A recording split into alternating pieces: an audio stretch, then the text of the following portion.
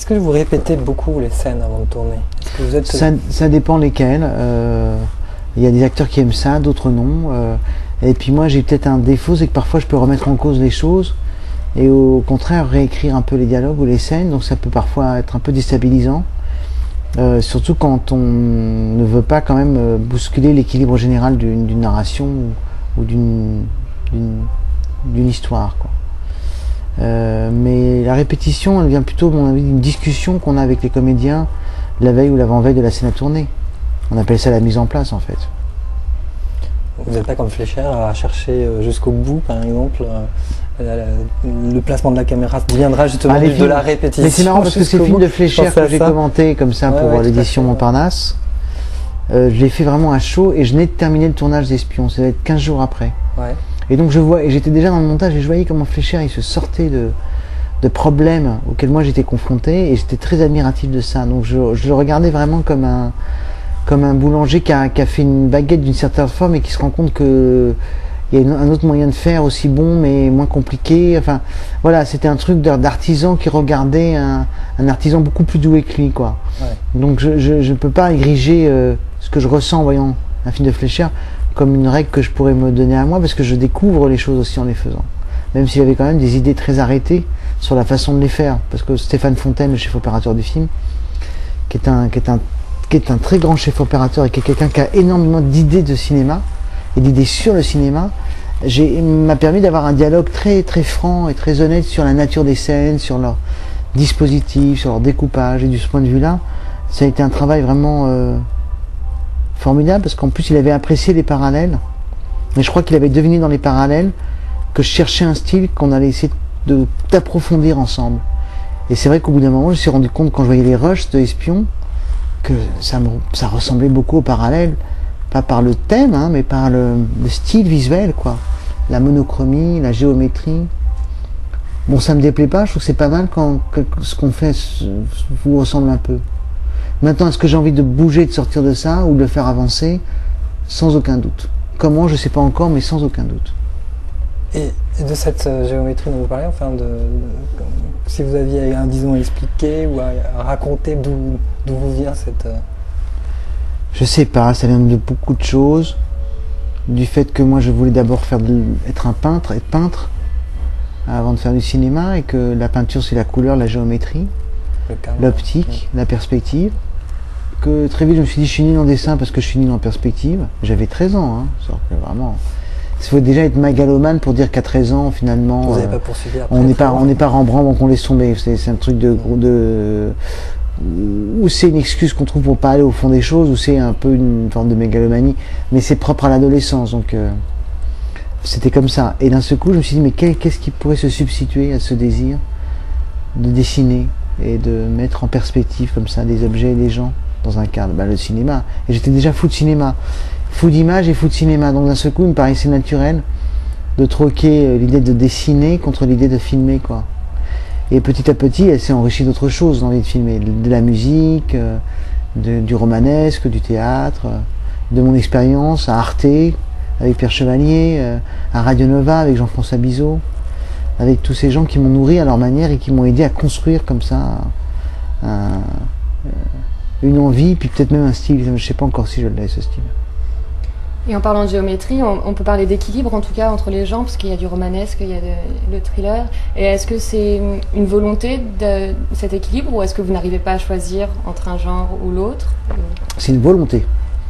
Il n'y avait aucunement l'envie de choisir un genre ou de travailler sur un genre en dépend de l'autre. Il y avait l'envie de me donner comme but que tout est tellement tendu, que l'histoire d'amour elle transpire de danger, tout est tellement à fleur de peau entre eux, que l'histoire d'espionnage elle est tout le temps humaine, quoi. J'avais envie de ça, quoi. Qui n'est pas de mécanique d'un côté comme de l'autre, qui est plus de mécanique en fait des deux côtés, et qu'à force qu'il n'y ait plus de mécanique, il y a de plus en plus de dangers, parce qu'on ne sait plus où sont les frontières entre les choses, on ne sait plus ce qu'elles signifient. De même qu'il y a un peu de ça dans les parallèles. On a d'un côté un fils qui revient presque protégé de son père, on a de l'autre un garçon qui s'abîme complètement dans une sorte de dépression, puis au milieu un type qui incarne le pouvoir, la corruption, et qui agit sur tous ces gens malgré lui. Parce qu'il revient un matin, Bernard Verlet, il bouleverse la vie de 3 personnes. Et c'est un peu l'idée d'espion. Parce qu'avec un copain, il fouille dans les bagages, Vincent, il va rencontrer une femme qu'il n'aurait jamais croisée d'une autre manière. Et ça, j'aime bien ce type de hasard, parce que je crois beaucoup au hasard. Et puis j'aime bien les hasards aussi qui conduisent au film. C'est-à-dire qu'à un moment, quand je tournais le film, on était tous les acteurs là, en train de faire la scène de boîte de nuit. Je me suis dit, c'est quand même incroyable.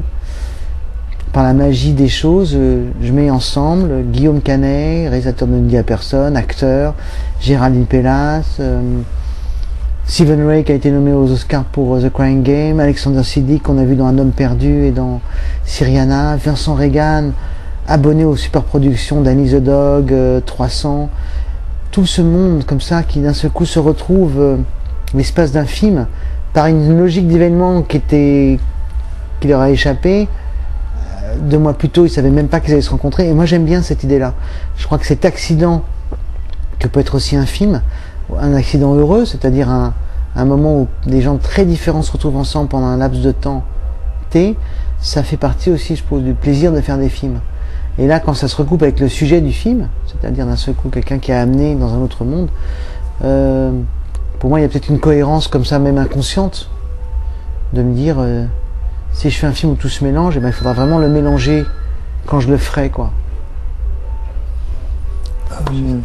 Je voulais moi revenir un petit peu sur le personnage féminin en fait de Géraldine, hélas.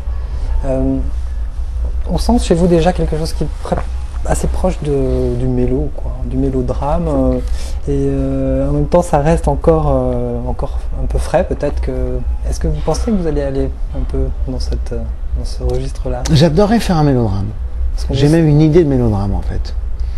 Mais j'appellerais pas ça un mélodrame. C'est-à-dire que je pense que ce qui me plairait le plus, c'est de pouvoir raconter les sentiments sur un cadre très large. Comme si j'avais toujours besoin de sous-tendre un fil très ténu par un enjeu qui lui est supérieur, qui le dépasse. Et moi j'ai très envie d'écrire un film qui serait comme une espèce d'épopée sentimentale, c'est-à-dire quelque chose qui puisse se durer pendant presque 10 ans et où on décrirait à la fois une relation entre un homme et une femme et en même temps un nombre insensé d'événements autour de cette relation qui n'ont pas forcément une connexion directe avec cette relation. Moi je crois toujours que le romanesque c'est ce qui sauve la psychologie pure, quoi. Moi c'est pas mon truc la psychologie pure, j'en suis incapable. Et j'admire ça, quand je vois Ma nuit chez Maud de Romer, je suis juste stupéfait, quoi, mais c'est presque un truc de culture, c'est pas ma culture. C'est-à-dire que Romer c'est quand même quelqu'un qui a cette culture-là, cette précision-là, cinéaste pascalien, quoi. Moi je suis pas dans cette veine-là. Donc il faut que je trouve la mienne, et c'est vrai que l'idée d'un mélo épique, d'une espèce de drame psychologique mais flamboyant, ça me tente beaucoup. Et c'est pas forcément faire bouger la caméra autour d'un couple qui s'embrasse sur fond de malheur, hein, c'est pas ça du tout, hein, c'est autre chose. C'est peut-être dans l'idée que les choses sont mises en valeur parce qu'elles s'inscrivent dans quelque chose qui est beaucoup plus grand que la chose elle-même. C'est un des trucs que je préfère dans le film de Desplechin, dans le dernier. C'est une manière pour lui de dire, bon, la fiction a été inventée pour réduire à des idées ou à des trajectoires l'épopée absolument incroyable qu'est la vie d'un homme. Et finalement, il y a plus d'épopées dans la vie d'un ouvrier ou d'un directeur de banque aujourd'hui que dans ce que vit et traverse Ulysse dans les récits d'Homère. Et il y croit à ça, Arnaud. Il pense qu'il y a de l'épopée, que l'épopée c'est simplement quelque chose qui a été inventé pour réduire nos vies à des idées de fiction, alors que nos vies sont bien plus grandes que l'épopée. Elles sont aussi grandes en tout cas, et c'est ça que j'adore dans Un conte de Noël. C'est l'idée que voilà, il y a un moment où. Sauf que ce que fait Arnaud, c'est qu'il a sa boîte et qu'il met il met le monde entier dedans. Et moi, je serais incapable de le faire. Donc moi, j'ai ma petite boîte et je me balade dans le monde avec. J'ai envie de faire ça plutôt. Voilà. Pas très bien. Pourquoi un S à espion entre parenthèses quand même? Ça pourrait être elle, ça pourrait être lui, ça pourrait être les deux, ça pourrait être aucun des deux. J'aime cette ambiguïté, au spectateur aussi de la recevoir et d'avoir envie de voir le film, et j'espère qu'il viendra voir le film. Merci. C'est moi. Merci à vous.